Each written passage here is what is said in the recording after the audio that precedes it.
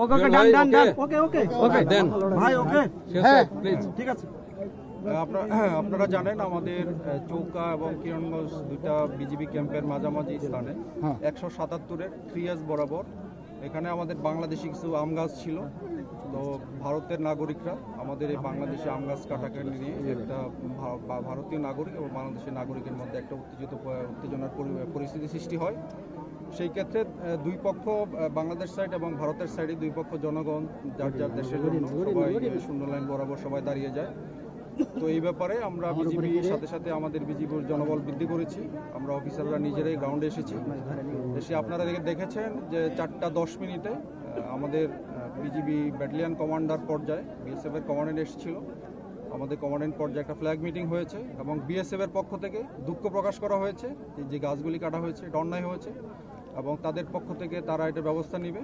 তো সুতরাং আমরাও একদম লাস্ট এটা সম্পূর্ণ বিচার না হওয়া পর্যন্ত আমরা গ্রাউন্ডে আছি এবং যেন শূন্য লাইন বাংলা কেউ অতিক্রম না করে এবং উত্তেজনা পরিবেশ প্রশমিত করার জন্য আমরা বিজিবি প্রস্তুত আছি।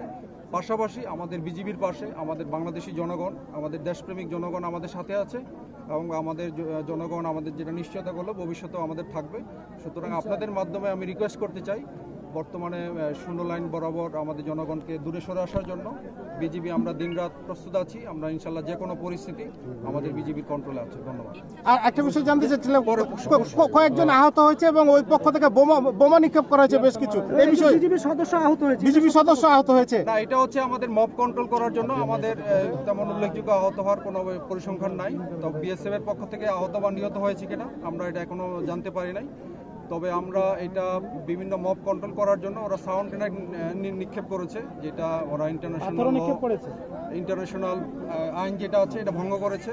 তো এই ব্যাপারে আমি আমার মহাপরিচালককে বিস্তারিত ঘটনা বর্ণনা করেছি এবং আমি আশা করি আমাদের বিজিবি হেডকোয়ার্টার এবং বিএসএফ হেডকোয়ার্টারের উচ্চ পর্যায়ে তারা একটা আলোচনা করবেন। তবে আমি এই এলাকায় একটুকু নিশ্চয়তা করতে চাই বাংলাদেশি জনগণ এবং বিজিবি আমরা প্রস্তুত আছি সীমান্তে। আমাদের বাংলাদেশি 1 ইঞ্চি আমরা ছাড় দিব না এবং এই এলাকার সীমান্তের নিরাপত্তা আমরা এটা বজায় রাখবো। ধন্যবাদ সবাই। 5-6 জন বাঙালি আহত হতে দেখেছি আমরা। আচ্ছা, ঘটনার সূত্রপাতটা কি একটু বলেন না তো?